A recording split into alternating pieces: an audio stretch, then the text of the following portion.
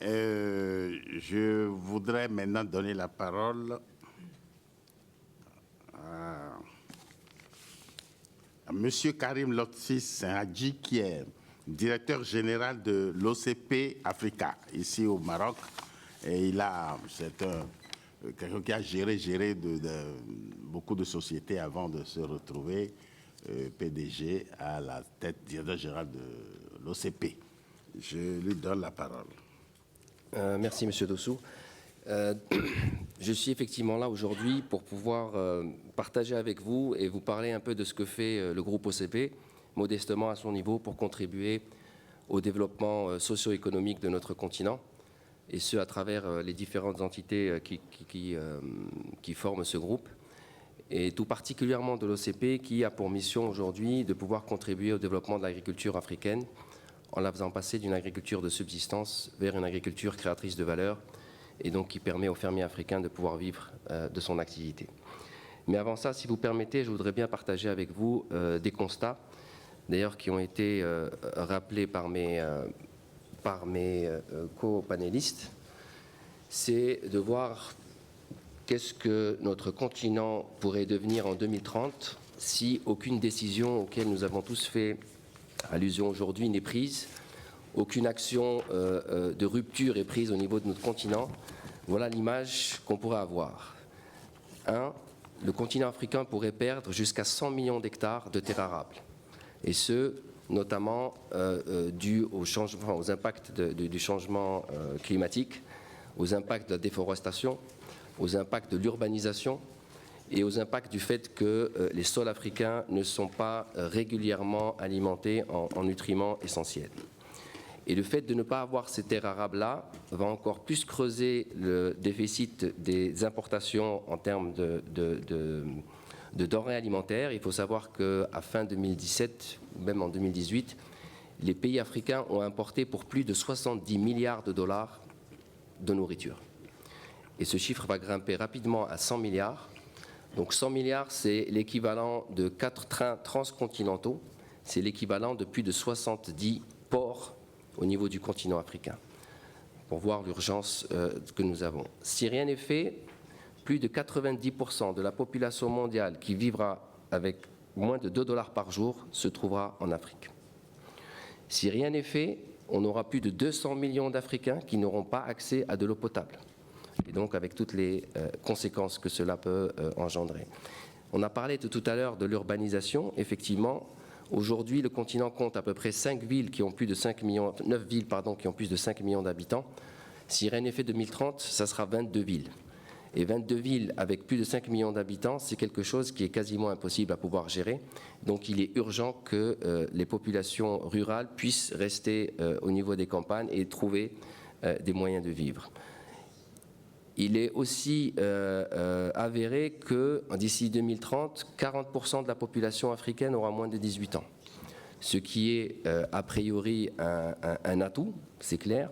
Par contre, si cette population n'a pas accès à la nourriture, n'a pas accès à l'eau et n'a pas accès à des emplois, eh ben, ça sera une véritable bombe à retardement. Et en même temps, c'est ce qui a été dit aussi par Mme Guigou, on aura à cette époque-là plus de 3,5 millions d'Africains qui vont migrer soit en Europe, soit dans les autres continents pour pouvoir suivre la pauvreté. Donc je pense, je n'ai aucun doute qu'on s'accorde tous à dire que ce n'est pas l'Afrique qu'on veut laisser à nos enfants, voire même à nous-mêmes, puisque 2030 c'est demain. Et donc il est temps de pouvoir prendre des actions nécessaires pour, d'une part, rendre l'Afrique autosuffisante, notamment en termes d'alimentation, pour œuvrer aussi pour qu'on puisse créer de la valeur localement. Jusqu'à présent, l'Afrique n'exporte que des matières premières et donc crée très peu de valeur locale. Donc il est important de développer à la fois l'agriculture, mais aussi l'industrie, en passant par de l'agroalimentaire. Notre continent est un continent béni, qu'on le veuille ou non. Nous avons énormément de matières premières, nous avons énormément d'eau, nous avons énormément de personnes, et je rejoins ce que mon co-panéliste a dit tout à l'heure, 2,5 milliards d'habitants, ce n'est pas une surpopulation, le continent est largement en mesure de les avoir. Par contre, il faut que là aussi on puisse traiter et valoriser ces matières premières que nous avons de manière économiquement viable et de manière pérenne. Il est temps aussi de pouvoir faire en sorte que l'Afrique soit moins risquée en termes d'investissement. Aujourd'hui, il y a énormément de fonds qui existent dans le monde et qui sont prêts à venir investir sur notre continent, mais malheureusement, nous n'avons pas encore le cadre légal, le cadre juridique qui permet à ces personnes-là, ou en tout cas ces fonds, de venir investir parce qu'ils pensent que, à date d'aujourd'hui, c'est trop risqué. C'est quelque chose qui peut et qui doit changer très, très rapidement. Donc voilà un peu par rapport à ce que nous pouvons être d'ici une dizaine d'années. Donc c'est soit le côté pessimiste de la chose et on voit un continent qui risque de disparaître pour reprendre ce que vous dites, Madame Guigou, donc de sortir de l'histoire, soit on se prend en main et on fait de notre continent ce qu'il peut être et de réaliser son potentiel. Parallèlement à ça, je voudrais aussi partager avec vous des choses qui sont des faits aujourd'hui qui sont avérés, dont la Banque mondiale, dont le FAO est dépositaire. On a une population mondiale qui aujourd'hui est aux alentours de 7 milliards, qui en 2050 prévoit d'être aux alentours de 9 milliards, donc une augmentation d'à peu près 20%. Et en même temps, on a les terres arables par habitant qui vont de facto diminuer et donc pouvoir produire moins. Et à côté de ça, si on prend les besoins en termes d'alimentation de la population, eh bien, il va falloir quasiment doubler la production de grains par rapport à 2007 en 2050. Et comme le graphe le démontre, on voit que le gros de cette croissance, disons, va venir essentiellement soit des terres arables qui ne sont pas encore utilisées, soit sur une meilleure productivité de l'agriculture. Sachant que des régions comme les Amériques ou l'Europe ou l'Asie aujourd'hui sont quasiment au plus haut de leur productivité, il va de soi que l'Afrique est la solution, puisque aujourd'hui on a plus de 60% des terres arables qui ne sont pas encore utilisées en Afrique, et surtout on a aujourd'hui une agriculture africaine qui n'est pas au plus haut de son potentiel, puisque on a, comme le montre le graphe ici, une corrélation assez parfaite entre la consommation rationnelle des engrais et la productivité des différentes cultures. En moyenne aujourd'hui, les pays africains consomment à peu près 12 à 15 kilos l'hectare, là où la moyenne mondiale est aux alentours de 100. Et on voit bien qu'en termes de rendement, que ce soit sur ce qu'on appelle les food crops, ou en tout cas les cultures, disons, nourricières, on a une productivité qui est à peu près de 2,5 en dessous de la moyenne mondiale. Et sur les légumineuses, on est à peu près au même ratio. Donc là, on voit bien qu'il va y avoir, que le monde doit avoir relevé le défi de la sécurité alimentaire, mais on voit bien de l'autre côté que notre continent possède aujourd'hui toutes les potentialités pour pouvoir répondre à ce défi de la sécurité mondiale, non seulement pour sa population, parce que c'est vrai qu'il y a 1 milliard d'habitants qui va arriver en Afrique d'ici 2050, mais même aussi pour le reste du monde. Donc aujourd'hui, on doit mettre en place les actions qui vont pouvoir amener cette agriculture et donc la faire passer de l'agriculture de subsistance vers une agriculture commerciale. Qu'est-ce qui a été fait au niveau du groupe OCP? C'est déjà un peu comprendre pourquoi l'Afrique est dans cette situation-là. Donc, nous nous sommes dit, pour pouvoir améliorer la productivité du fermier, il faut que ce fermier-là puisse avoir accès aux bons entrants, au bon moment, au bon endroit et au juste prix.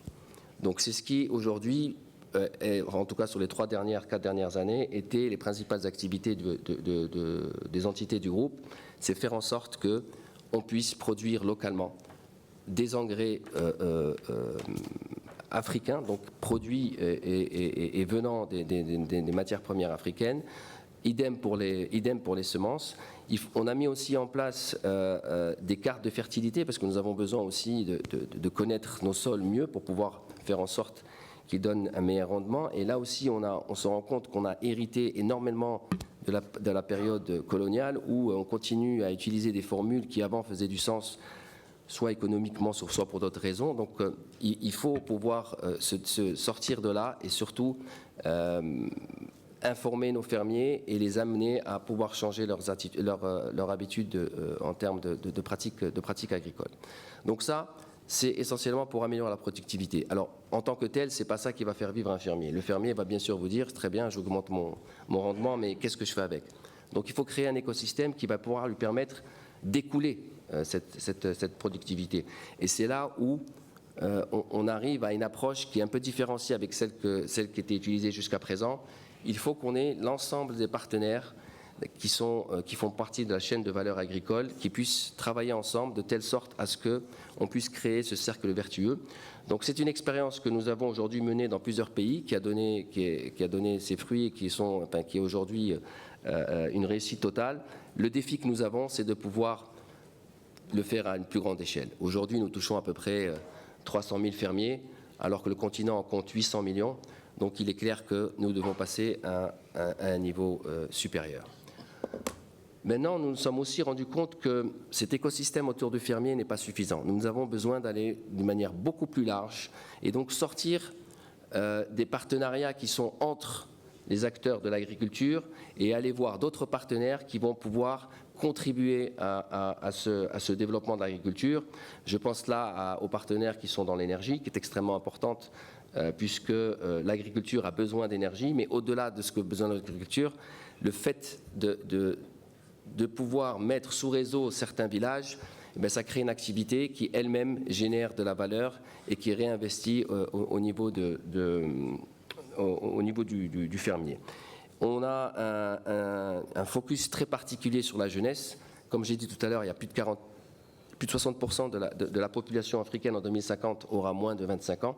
Donc il est vital aujourd'hui d'accompagner cette jeunesse à travers évidemment l'éducation, mais aussi en mettant en place des process et des structures qui leur permettent de se réaliser, qui leur permettent de créer des emplois et des emplois ruraux. Parce que là aussi, si on pense que laisser cette population aller vers les villes et ensuite on résoudra le problème, personnellement, je pense que ce ne sera pas possible.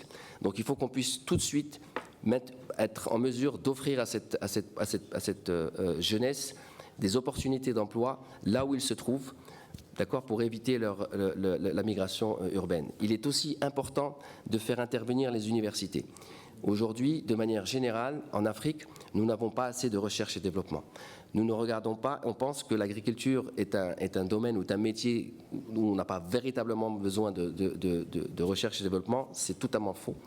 Et d'ailleurs, à ce titre-là, on voit bien qu'au niveau du groupe OCP, il y a une université qui a été mise en place qui s'appelle l'université Mohamed VI Polytechnique, qui est pas loin d'ici d'ailleurs, où il y a énormément de recherche et développement dans des on va dire, domaines divers et variés qui vont de l'agritech au biotech, à la nanotechnologie.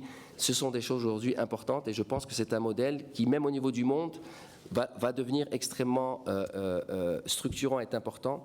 On doit pouvoir mettre en place cette relation entre le monde de l'entreprise et le monde universitaire et qu'il puisse y avoir une sorte de gentleman, enfin de SLA, on va dire, ou en tout cas que les uns puissent fournir les problèmes aux autres et que les autres puissent donner les solutions, mais des solutions concrètes. On ne peut pas rester dans la recherche et développement infiniment. Et à un moment donné, il faut qu'on puisse mettre des choses de ce genre en place. Donc là aussi, à travers les différents partenariats que nous avons établis, et c'est d'ailleurs un message fort de notre part, on ne pense pas aussi qu'on puisse faire des choses tout seul. Il est important d'avoir des partenaires et ces partenariats doivent être... Oui. 2-3 minutes. Ces partenariats sont basés sur les partenariats publics-privés.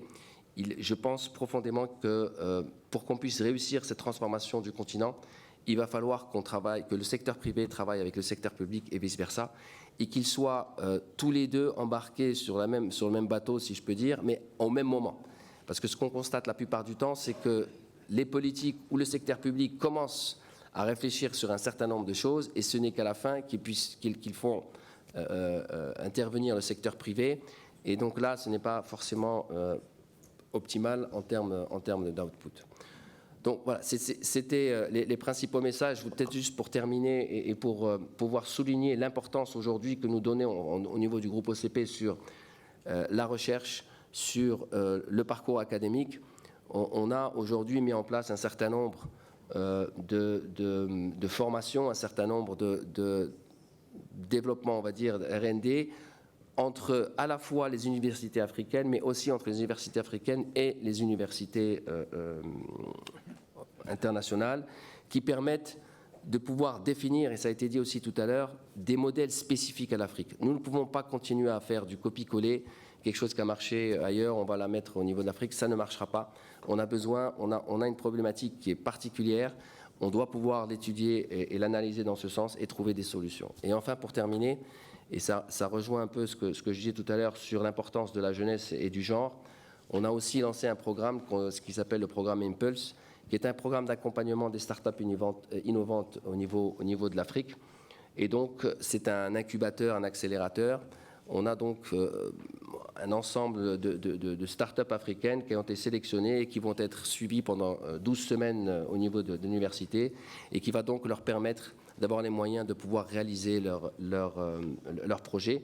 C'est extrêmement important parce que c'est ce tissu-là, ce tissu fragmenté, on va dire, qui va faire en sorte que la globalité du continent avance. Ce n'est pas en faisant de grosses entreprises ou en faisant de gros projets qu'on y arrivera. Voilà, merci et j'espère pouvoir en discuter.